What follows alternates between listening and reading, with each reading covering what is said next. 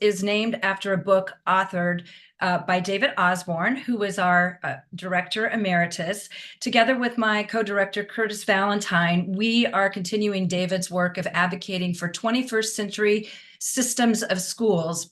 And to us, that means schools that have autonomy to innovate, free from interference and bureaucracy. We believe that educators who are afforded the autonomy coupled with accountability know their students' needs the best. And we believe that this is also a path to better choices for parents and ultimately to educational equity. Today, we are talking to a crew here from California. Joining me are Kai Kung, the CEO of San Joaquin A+, Stuart Spencer, Executive Director of the Lodi Wine Grape Association, Kathy Stoneham and her niece Francesca Stoneham, winemaker and vineyard operations, respectively, at Stoneham Vineyards. Amy Wilson is here. She's a teacher from Valley Robotics Academy in Lodi. And we also have a student with us today, Quentin Soria, who is also from Valley Robotics Academy in Lodi. So thanks to all of you for giving us your time today, and we're really excited to hear what you have to say. But just real quick, I want to set the stage for today's discussion, which is presented as part of our Futures of High School series. Today, we're focusing on an exciting program in California's Central Valley. The Central Valley is one of the nation's largest agriculture regions, and one of its major products is grapes grown for winemaking. Growing Futures is a partnership project that is designed to introduce high school students to career pathways in the wine industry that they would otherwise most likely be unaware of. Take a look.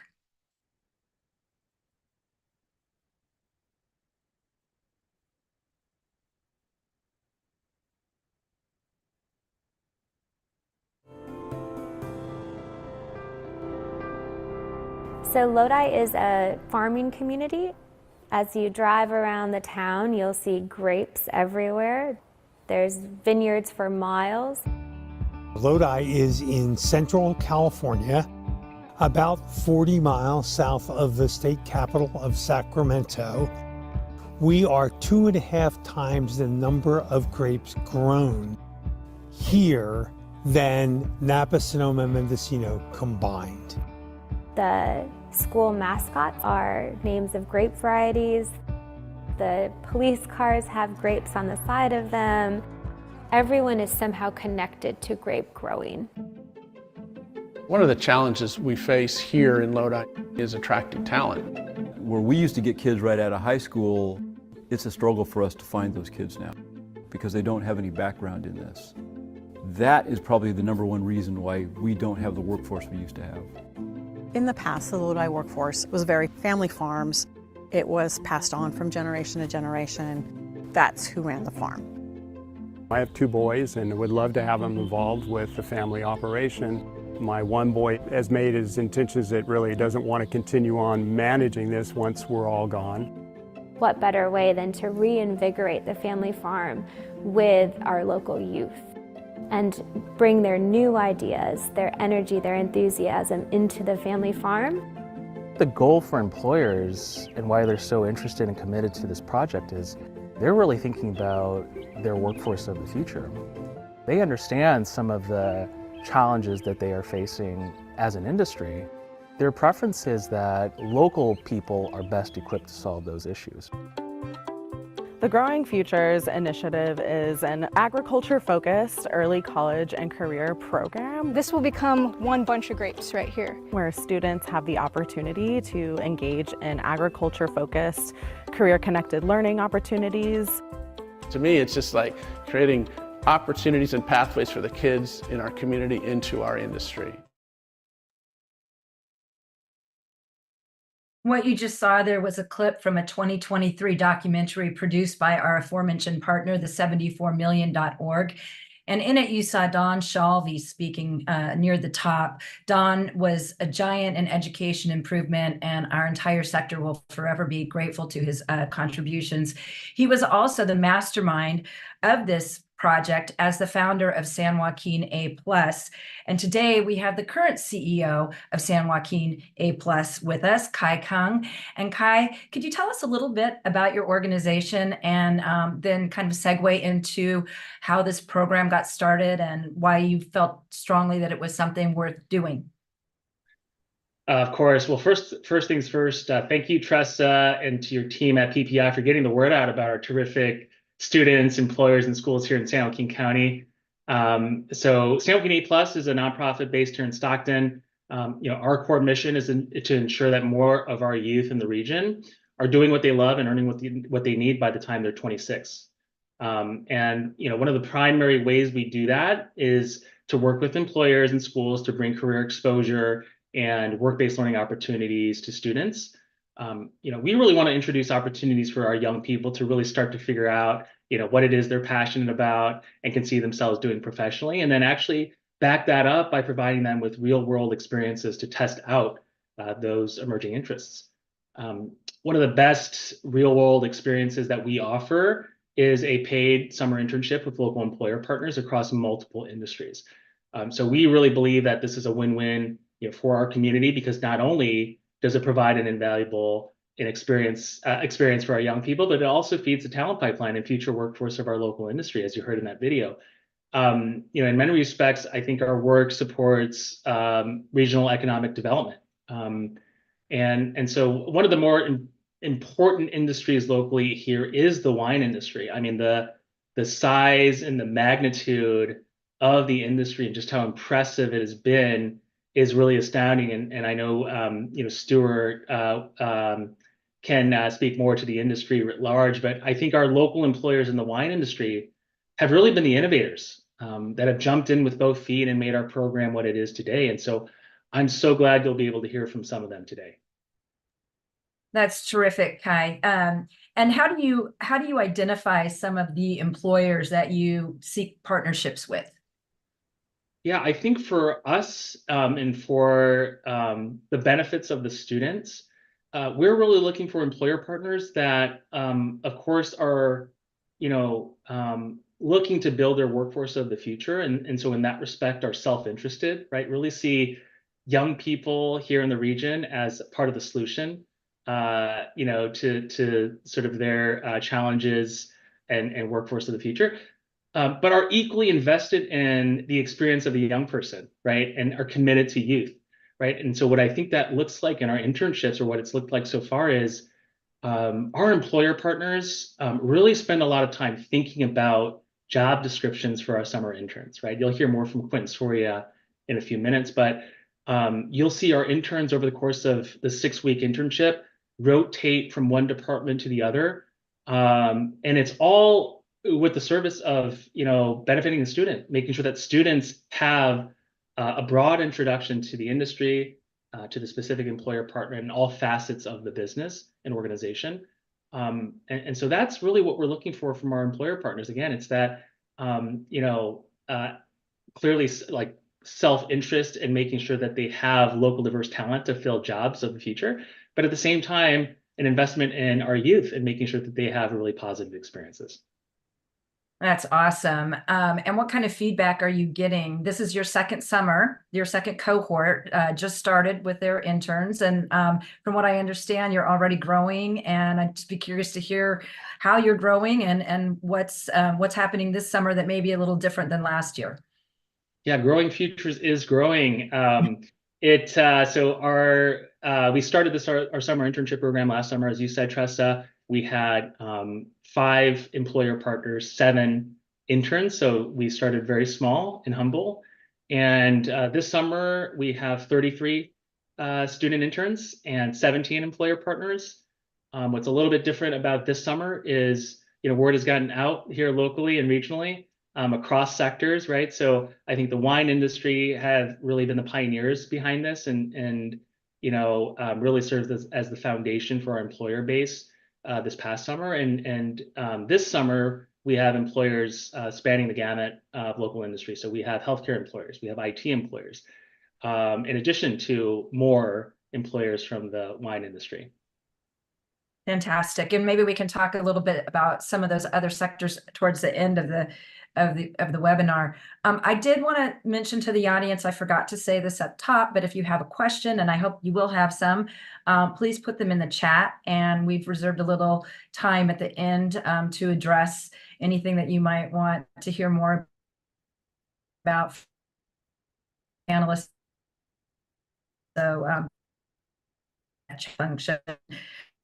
I as the importance of the participation of the local wine industry. Stuart Spencer is the executive director of the Lodi Wine Grape Commission. Stuart, can you start by telling us what your organization does and what need it fills? Not necessarily with respect to the internships, but just in general, what do you do for the region? So Lodi Wine Grape Commission is the trade association for the Lodi area growers and vintners. We represent about 700 independent farmers farming around 100,000 acres of wine grapes, represents about 20% of the California premium wine production, as well as we have about 85 wineries that we represent as well in developing their businesses. As a trade association, our work falls into two broad categories. One is kind of marketing, promotion, business development, and the other is, kind of research, education, kind of internally getting better at what we do. And we have a whole line of things we do along that, from running kind of the industry's leading sustainability program, teaching growers about environmentally friendly farming practices, and the such. I see. Full disclosure, I grew up in California and am very familiar with Napa, Sonoma, Mendocino, which are big wine regions. Most people in the country probably heard of Napa at the very least. A lot of movies have been shot there.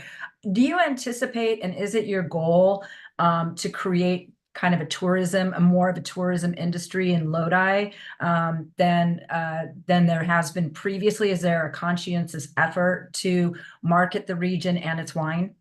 Yeah, so one of the important things to keep in perspective in context as this discussion moves forward is that wine grapes and wine are one of the most value-added agricultural products that are out there. So the conversion of grapes to wine and then selling the bottled wine is a 100-fold increase in value. And so by doing that and keeping more of the grapes here, turning it into wine, and then selling it as bottled wine out of our wineries and tasting rooms, we are capturing a lot more economic development and growth right here in San Joaquin County. So this has been a key strategy of ours from the beginning. And the tourism piece of it is critical to that as well, because that really helps create the sense of place within consumers in the wine world. I'm so glad I asked that question. I learned a tremendous amount just in your answer. I had no idea about the value of between the grapes and the bottles of wine. And so thank you for that, for giving us that perspective. So turning back to the topic at hand, why did you decide to partner with San Joaquin A+ and to promote this program, and what's your involvement? Well, I mean, honestly, at the end of the day, this shows the power of what one person can do. And I think Don Shalvey at the beginning that really got this going helped propel it forward. I think what we have learned, and we've been working on this for several years, is a few things that I think are key. One, 70% of the kids that grow up in San Joaquin County stay in San Joaquin County. Two, we have a real tough time attracting talent to the Central Valley of California. And part of it is the cost of living in California is very high. Part of it is we're a developing area that people don't want to come to. And so we have seen the best results by growing our own talent. And so when I look at this from an economic development perspective, is we are trying to transition from just growing grapes into making wine and selling wine.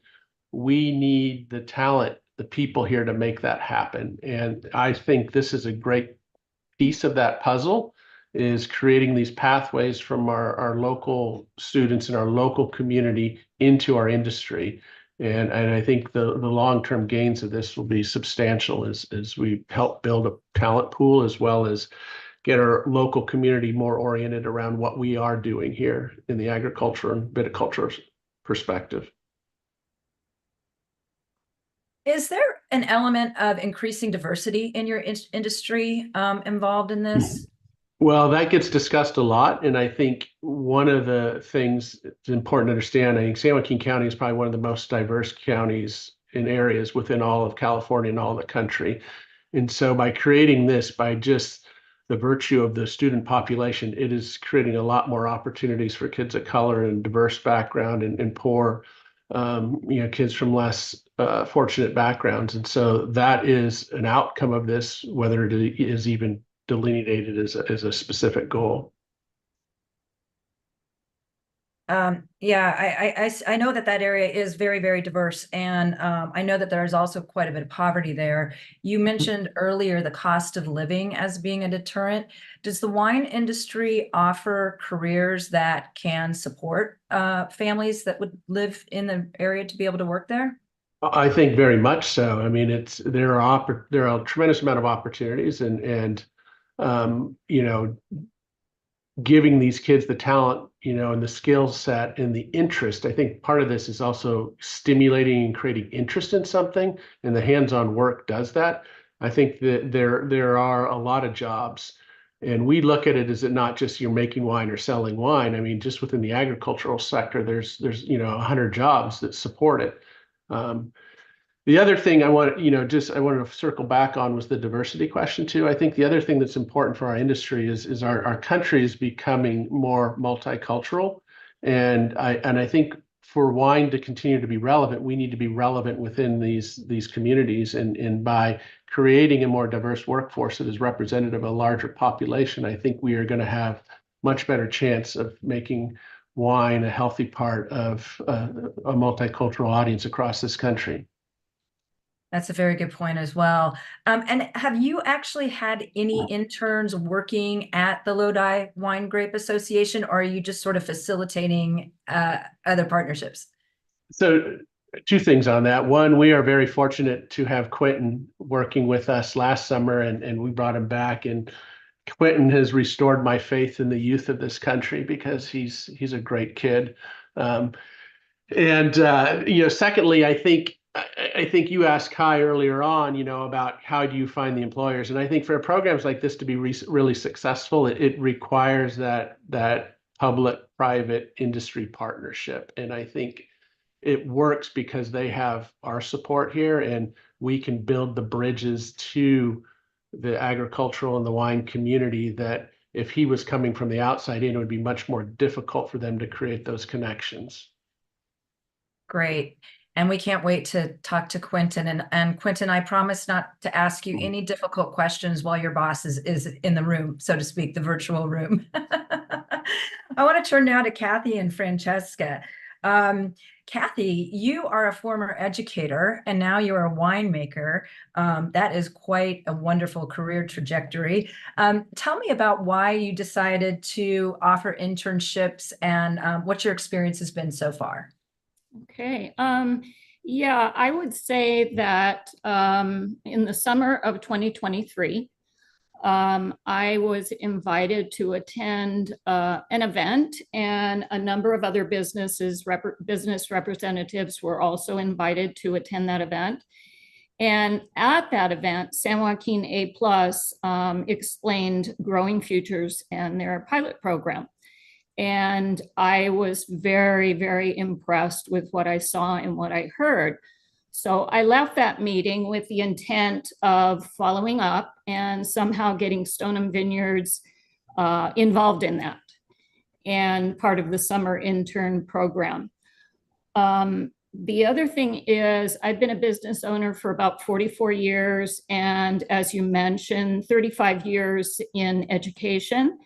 And if I have learned anything, the most important thing to me is opportunity and mentorship for people in their life to create a difference. And so I felt like being a business owner and an educator, we were pretty set up to maybe become part of this and do something great.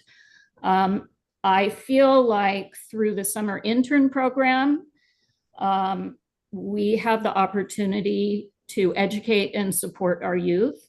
And we also have the opportunity to create a path So if they do want to become involved or have a career in either viticulture or agriculture, they are fully supported in that. All that being said, we are now part of the program. We're about halfway through, and our intern is phenomenal. And both my niece and I enjoy working with him. And we feel that this is a way for us to give back to the community and to support the wine industry. And is your intern actually making an impact in the business? Are you getting the labor that you need? We are. It's all part of a training. This is a brand new experience for him. Physical labor and being out in the vineyard is a brand new experience. So lots of support and lots of education. And but I feel he has a tremendous attitude, a positive attitude, and I think that's the most important thing. That's awesome. Great to hear it. Now, Francesca, you're vineyard operations, right? That's right. Yeah, we wear a lot of hats as being a small business. So my aunt and I manage the vineyard together. That's great. Have you been supervising your intern this summer? Yes. Tell us what kinds of things he's doing. Yes. First of all, we're so happy to be a part of this, and we love our intern. So he's learning all the aspects of the business. So one of the main things is the vineyard, so vineyard operations.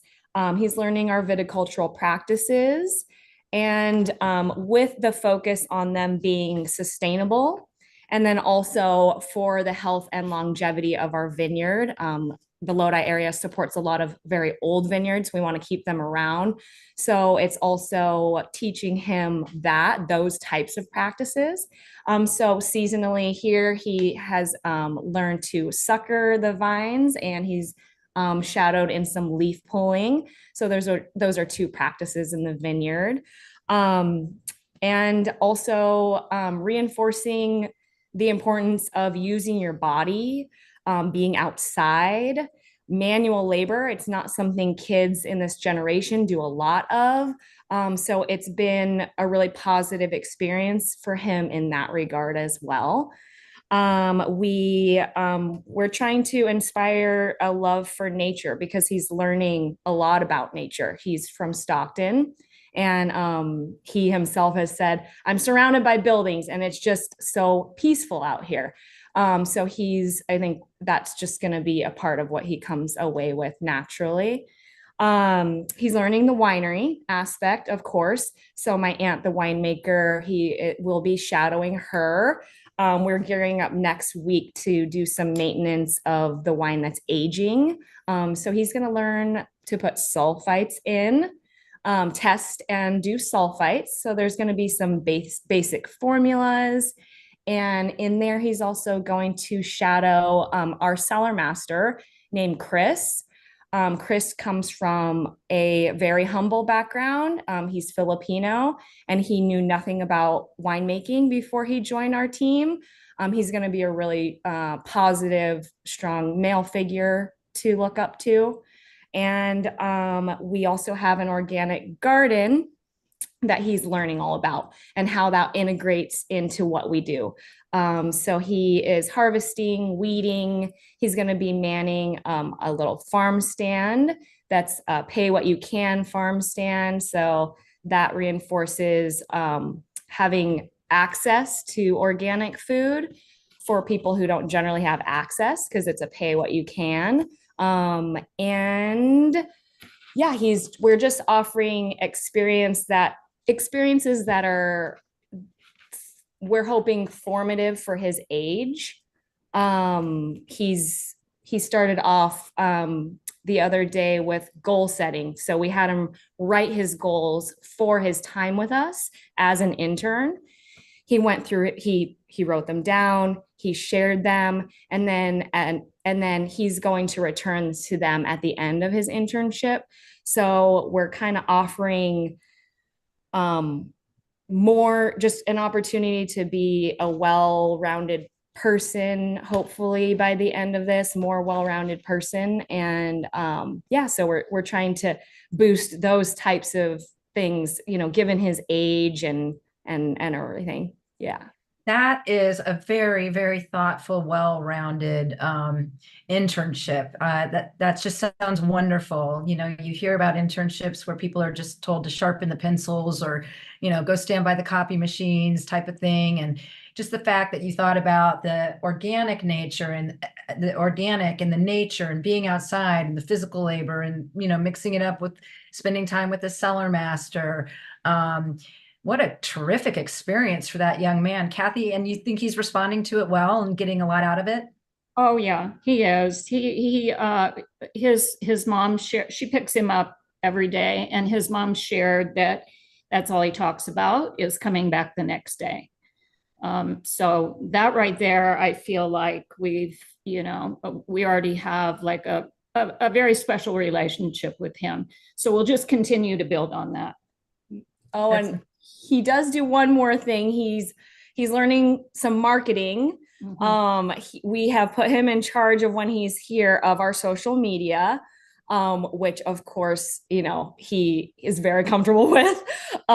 So he's been doing video diaries, where he tells everyone on the channel about his day and he recaps, and he's really, you can see a lot of confidence come out when he does it.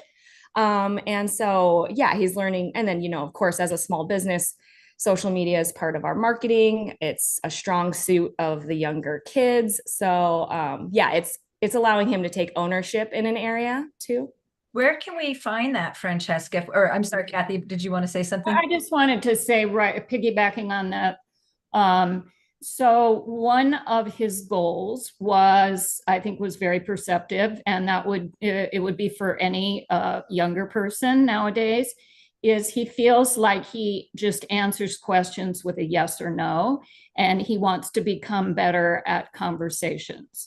So we put that in the back of our mind, and then we were out finishing painting some signs for the garden, directional signs. And Fran asked him about, it's AI, right? Yes. Yeah, okay, so it's AI.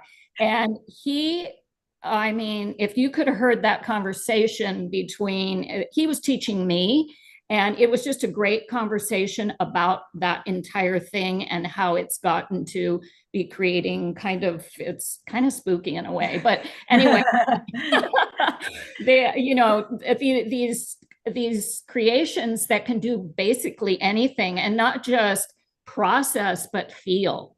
So he was working on his conversation because it was an area that he was an expert in. Oh, that's amazing. You know, nothing makes me feel happier and makes my heart happier than hearing about multi-generational, you know, intergenerational learning from one another and interacting. I absolutely love that. Maybe it's because I was so close to my grandmother when I was younger, but I think that's really special that he's getting that and that you're getting it from him. And I'm going to go back to my question, Francesca, where could we see this video diary if we want to look it up? Yeah, so our Instagram, it's our business page, Stoneham Vineyards and Winery. And when he's here, he does the stories. So they're the stories that are up for 24 hours. But we can also, maybe we could just record these so we can have them to where they don't go away, because they go away in 24 hours. But I've been sharing them with San Joaquin A Plus, and maybe we need to record them. Maybe you do, because that would be really fun to follow his progress for the rest of the summer. So spell the name of the vineyard just so people can search it with the right spelling. Stoneham, STON as in Nancy, UM as in Mary, Vineyards and Winery. So Stoneham Vineyards and Winery. Okay, well, I'm going to be following you within a couple hours from this webinar concluding. And actually, this conversation about social media and technology could not be the more perfect lead-in. We know that technology is changing every industry, and the wine industry is no different. And that's one reason why people like yourselves and the Wine Grape Association are seeking a new crop of bright young workers. And I'm going to roll one more short clip to illustrate that.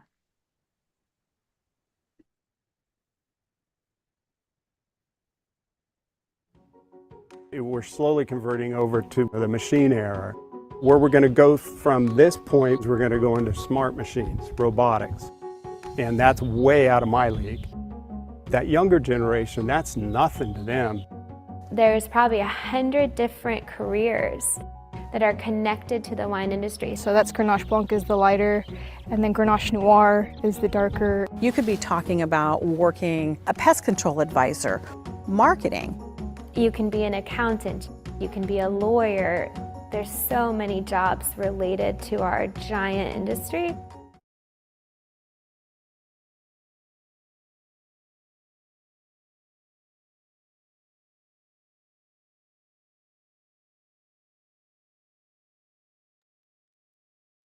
Tressa, I think you're on mute.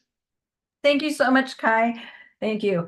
Yes, so we are so fortunate to have with us one of the bright young students that the industry is seeking. Quentin Soria is a junior at Valley Robotics Academy in Lodi, and he is part of the Growing Futures program. Quentin, and I think I'm correct in understanding that you're beginning your second summer internship in Growing Futures? Yeah, this is my second year working with Stuart at the Lodi Wine Grape Commission. I was part of the pilot program last year, and I also worked with him last year too. So what are you doing in your internship on a day-to-day basis? Well, like Kai kind of mentioned earlier, I'm getting to see all the different facets of the Lodi Wine Commission. So I've been getting to work with their admin, their accounting manager, and their marketing team.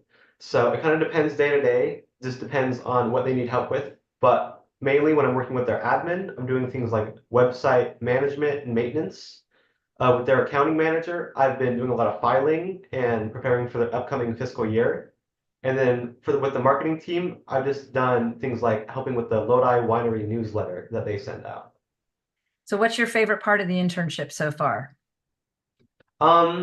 Just being able to see all the different parts of the business. I want to go into business myself someday, and seeing all these different facets that this small business has is really interesting to me. That's great. And can you identify any important things that you're learning in the internship, both last summer and this summer, that you wouldn't have learned just being in the classroom? Well, even before the internship, before I even know I had the job, so applying for this job and the hiring process was very enlightening to me. So I got to learn how to build a resume, actually interview for the position, and just get prepared for all that. That's a really great experience, and that's a valuable tool that will follow you for your whole life. Yeah. And then I also got actual work experience from it. So working with the small team down here, and then also just learning to get projects and assignments done on deadlines and getting it done well. So. Does it make you really happy when you feel like your boss is pleased and that you're contributing? Yeah, it does. Yeah, I like feeling like I'm of help. Yeah, a boost to your self-esteem. Yeah. Yeah. Has the internship changed you in any way, like given you more self-esteem? Is there other things that you could identify that you're getting out of it that aren't maybe just the actual skill training, but just for yourself?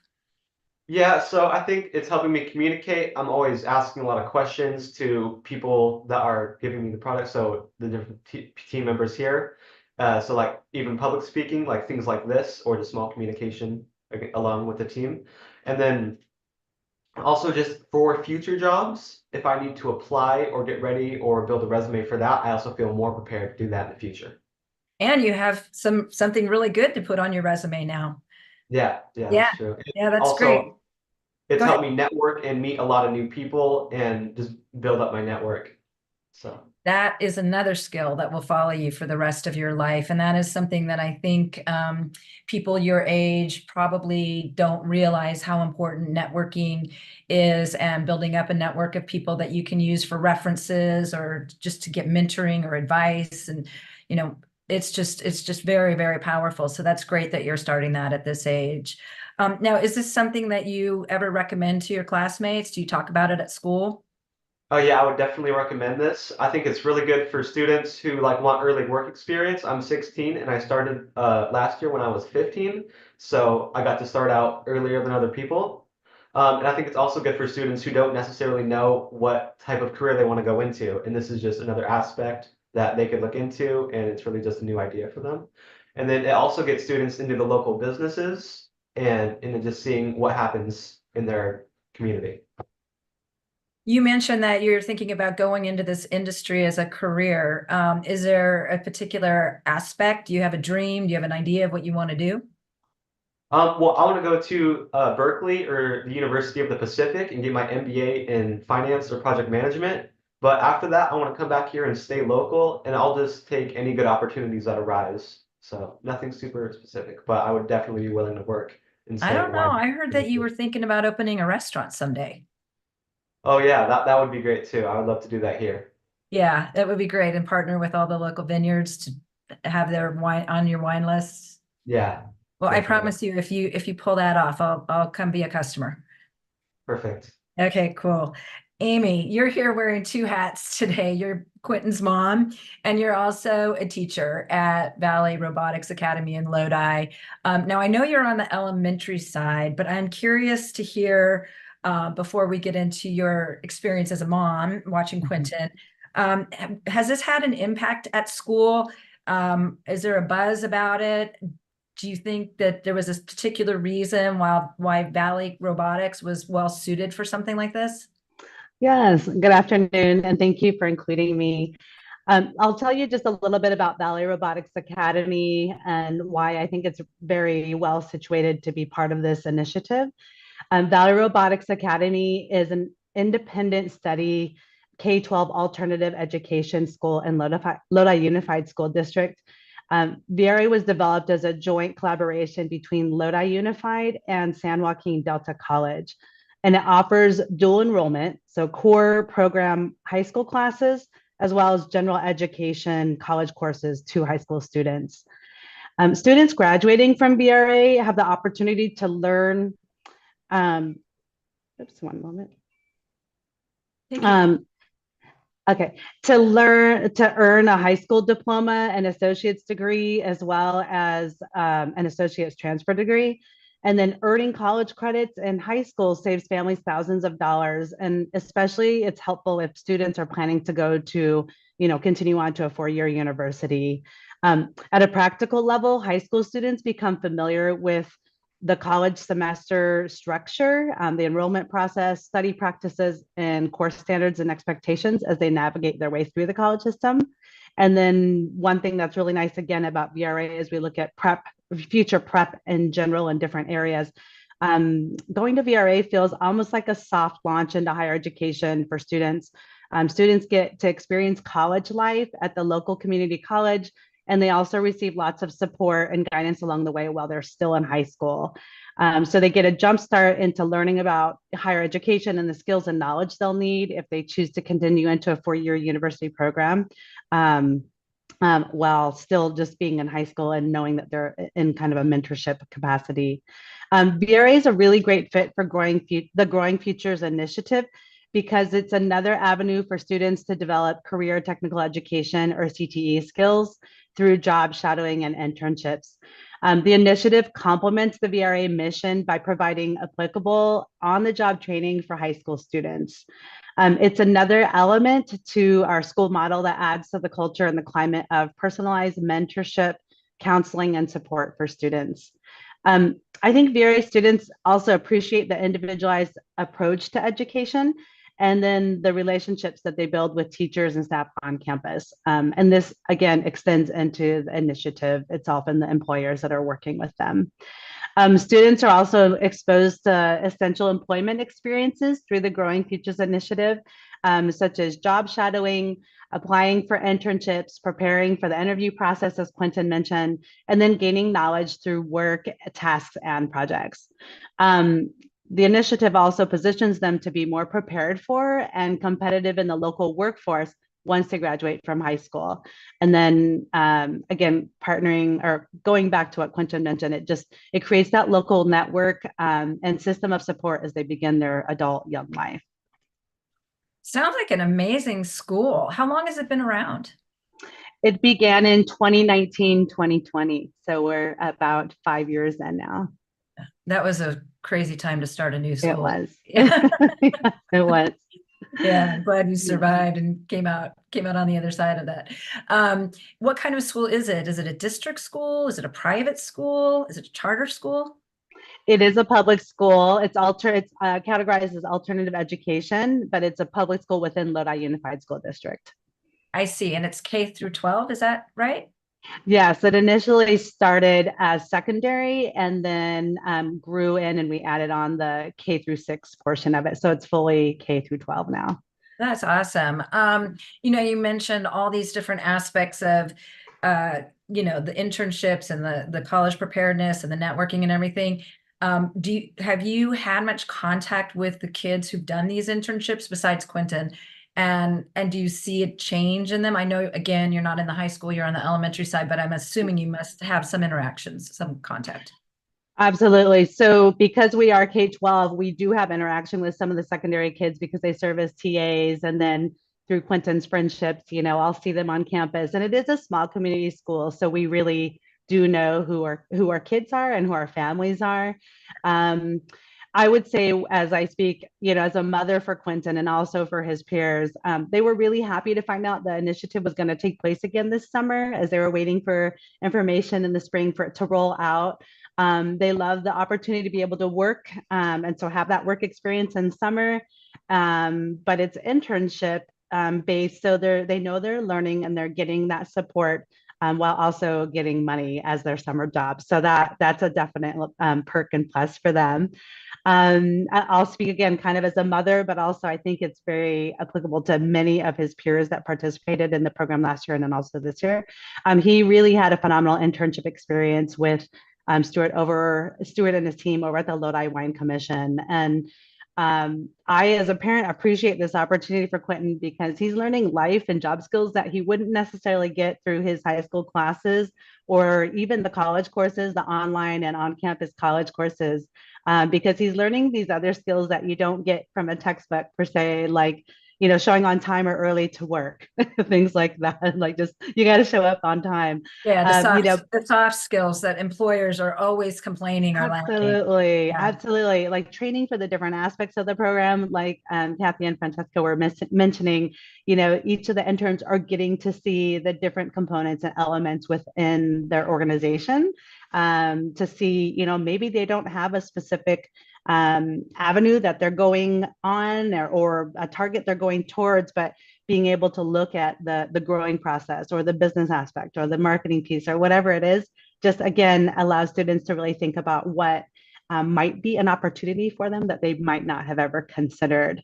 I will say as a parent too, I've loved the opportunity that Quentin has had to learn and grow through the internship. And then also just as the parent-child relationship that we have, it's definitely stronger because we know as parents go through all these different stages in life and stages and phases of life.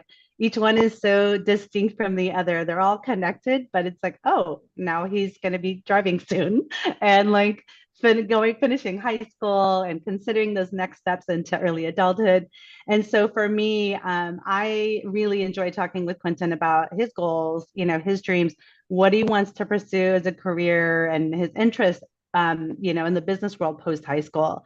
And again, as a mom, it's fun for me to be able to hear his ideas, to help him plan and prepare as much as we possibly can for the journey that lies ahead for him, wherever it takes him. So just looking at finding bridges and paths and, ways to get him from point A to B has been something that I've loved as a parent. Again, as we watch him from 0 till, 18 or 26, as Kai was mentioning earlier, it's for me a wonderful way to be engaged in a positive way that's supportive and loving, but also allowing him to develop on his own and build his own kind of young adult life.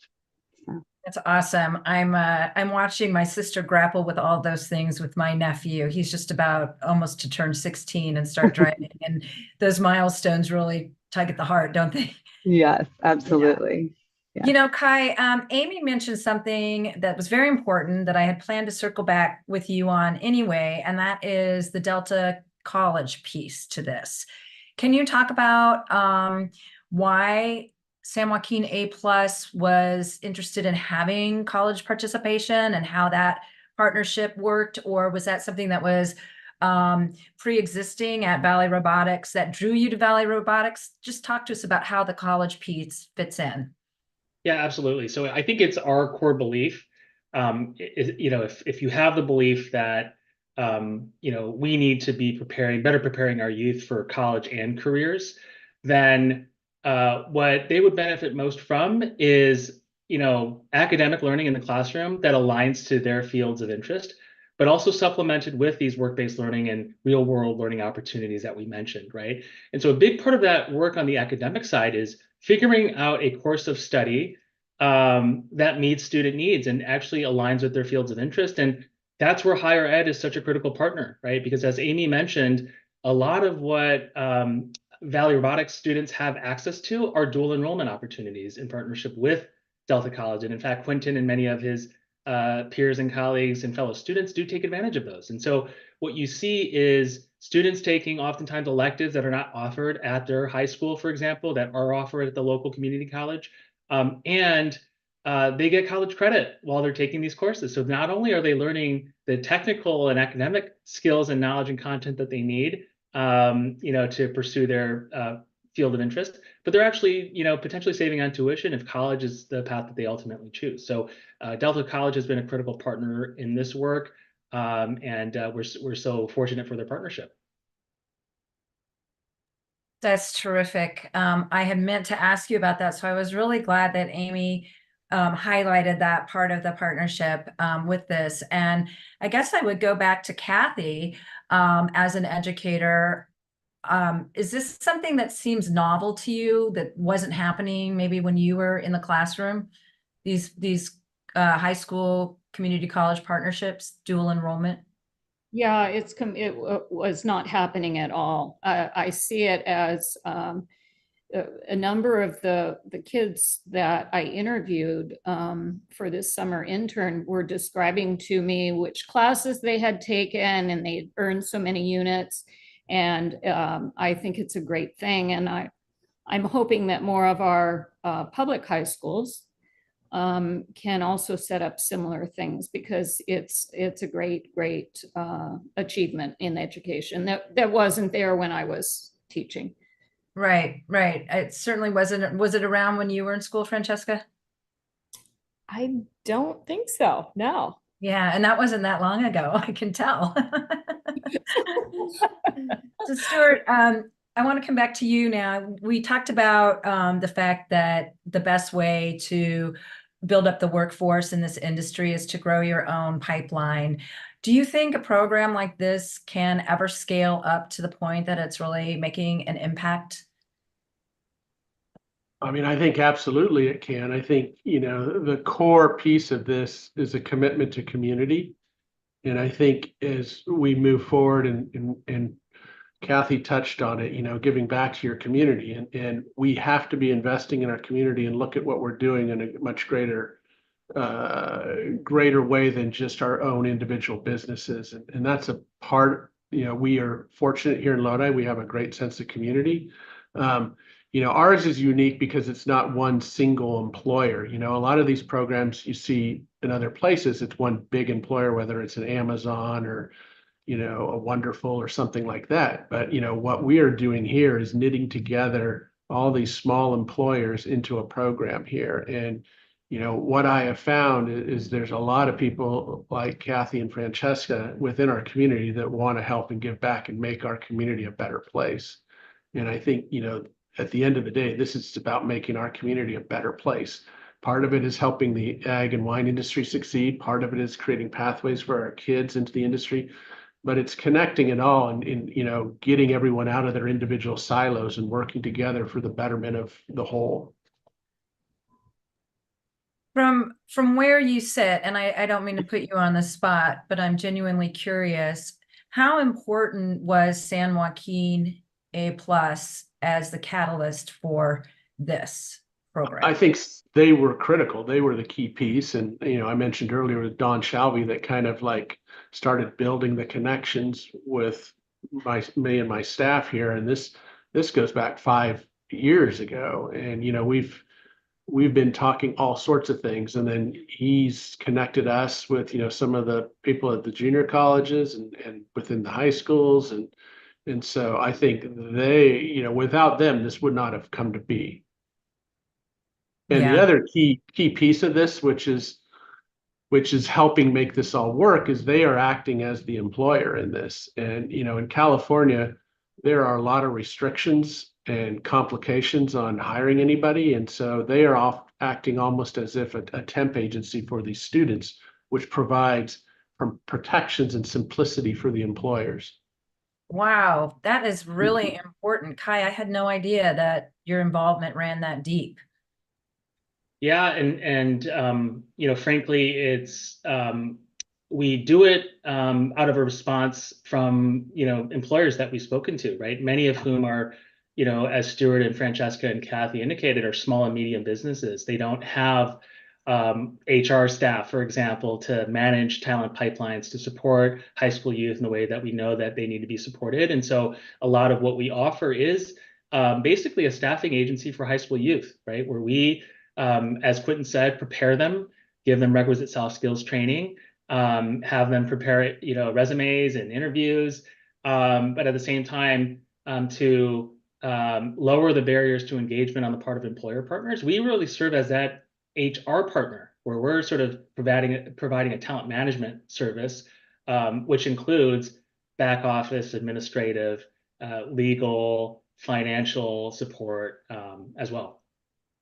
Wow, that's amazing. I knew that you were the catalyst for it and the cheerleader for it, but I did not realize that you were actually serving an administrative function that is facilitating making it possible for this to happen. But it makes perfect sense because you can see a lot of employers being willing to bring on an intern, but yet reluctant to take on any liability in doing that. And while we're on that topic, you had mentioned that the program is now branching out to some other sectors. Can you tell me a little bit about where you're going with that?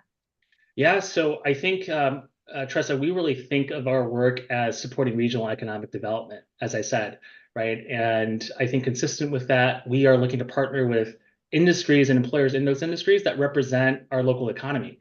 And when you look at the Central Valley, it's wine, it's agriculture, it's healthcare, it's education. Those are the primary job producers and will be for the next decade. And so this summer, in addition to wine and ag employers, we also have healthcare employers. We have education/nonprofit employers. There are a number of local children's museums and science museums that we're partnering with that work with youth that we place students at. There are also interns that expressed an interest in IT, and so we've brought in IT companies into the fold as well. And so, as Stuart said, this is really knitting together the community and building pathways for our youth, many of whom stay here locally. We're trying to keep them locally. We're trying to develop and cultivate talent, but also keep them here locally and give them what they need to do that. So we are working with local employers across the gamut in terms of industries. And what's your end goal? I mean, do you have a figure in mind? Some summer, I hope we have 500 kids or 200 kids. Do you have the capacity to keep growing and sustaining? Because it does sound like a lot of work, and I know that San Joaquin A+ is not an enormous organization. Sure. I think our goal is to continue to expand the summer internship program. Tressa, I think there are other ways that our employer partners have been involved in providing other kinds of work-based learning opportunities that might be more scalable. So just as an example, right, Stuart, Francesca, Kathy, other employers, we often ask them to just serve as guest speakers in local schools, right? Just as an additional form of career exposure. That's a much lighter lift, right? But potentially equally impactful for a young person. We've asked them to host groups of students at their places of work for job shadow tours, right? Also a very compelling work-based learning opportunity. This coming school year, with our school partners, we're going to be piloting some project-based learning activities that involve employer partners as well. And so what I hope it amounts to, Tressa, is a continuum of scaffolded and self-reinforcing real-world experiences for youth, starting from general and gradually getting more specific as students express their interest, right? So, that's what we'll continue to do. We'll continue to scale. And I think, what I hope never gets lost, even as we serve more students with more employer and school partners, is just the level of care and craftsmanship that I hope your audience is walking away from this call after listening to Francesca and Kathy and Stuart on. I mean, the level of just craftsmanship and care, which obviously shows up in every bottle of Lodi wine, but also trickles down to how they think about supporting interns, right? All just the litany of tasks and the program and supports that Francesca outlined previously in the webinar. That's what we're looking for from all of our employer partners. And that's what we want every student that we support to have, right? And obviously, as we scale, that becomes more of a challenge, but I hope we never lose sight of that, even as we scale. Right, right. Well, we're coming to the end of our time here. And by the way, Kai, what you said about the care and the craftsmanship, it is loud and clear, absolutely loud and clear, and extremely impressive and extremely heartwarming, because it shows real empathy for young people who may be in an awkward situation because it's new and they're inexperienced at it. So yes, I didn't mean to kind of be abrupt at the end of that, but absolutely does that come through, and it's great. We do have a question from the audience, and actually I think it would be nice if everybody took a stab at answering this. You don't have to give a long answer, but just everybody has a different perspective because you're all coming to this program from a different angle. So the question is, not every region is fortunate to have a visionary like Don Shalvey, and boy, is that the truth.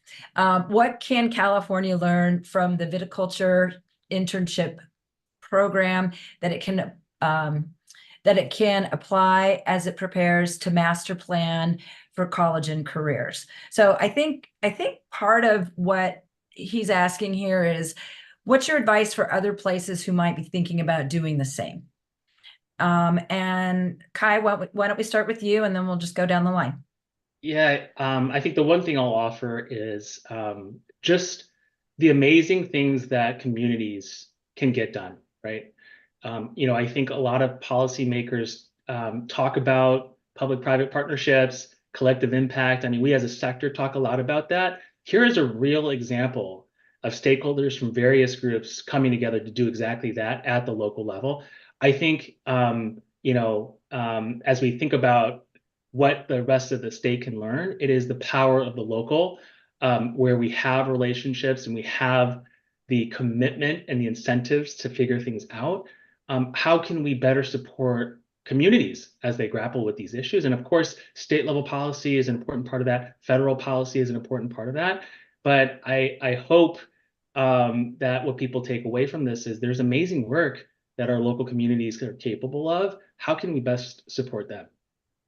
Stuart, do you have anything to add when it comes to replication in other places? Yeah, I mean, I think the key of this is building the bridges between the different groups, and it takes an individual and somebody to champion some of these things, and getting it going is the hardest part. Once it's up and going, you build a culture and it grows from there. And I said earlier, we learned everybody was operating in their silos, and I think coming out of the pandemic, that was even more clear. And our junior college was doing things that wasn't necessarily supporting us, and our schools were doing things that necessarily weren't supporting the industry. And how you get this all together at the same table, and then get the government junk out of the way so that we can just make things happen was critical. Yeah, that's a really good point about the pandemic and the government out of the way. One of the things I've been really stressing with our community college too is that they need to be much more embedded in the industry and the community. And sometimes they're hiring people that don't even live around here, and and they're not connected to the industry that they're technically supposed to be supporting, and it's those relationships that really make it work. Yeah, very interesting. Okay, we're down to the wire here, but Francesca and Kathy, do you have anything to add about lessons learned from California? I think the one thing I can think of is I think this webinar today will hopefully reach people, and San Joaquin A+ has provided a wonderful template for what can be done. And like Stuart said, we need to combine with the other members of our community if it's really something that's important to us. But just taking off from maybe what you heard today and from all the work that has been previously done in the pilot program provides at least a starting point. Right. Francesca, you agree? Yeah, I agree. Great template. It can be brought anywhere to other industries, and absolutely. Amy and Quentin, any final thoughts?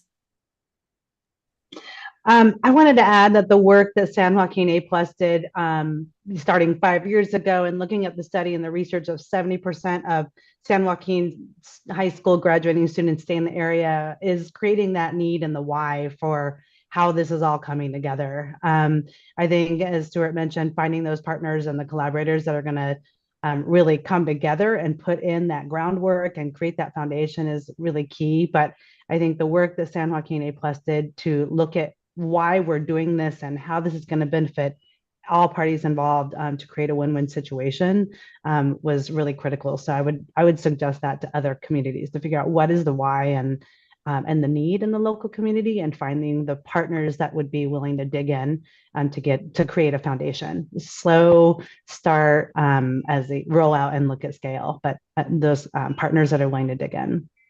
Thanks, Amy. And we're over time, but Quentin, I want to give you a real quick last word.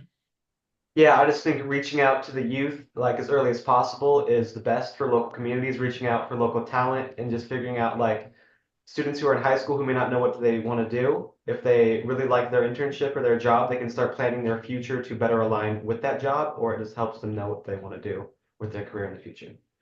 That was a very thoughtful response. I wish you all the best of luck the rest of the summer in your internship and in your high school and college career. I hope everything that you're planning comes true. And to our audience, thank you for staying with us. A recording of this webinar will be on the Progressive Policy Institute website. You can find it on the 74 Million website. It will be on YouTube and Facebook. So we hope if you have friends or colleagues in the profession who might be interested in this, that you'll pass it along. Also, if you found the clips from the documentary interesting, you can find those on the 74 Million website. Just search Growing Futures, and it originally aired on August 1st of 2023. So you should be able to find it. I hope you'll follow us on social media. And I will say in closing that to all of you, we are here to promote and support your work. So keep us apprised of new developments, and we're going to be your cheerleader. So let's keep in touch. And thanks to everyone for joining us. Thank you. Thank you so much.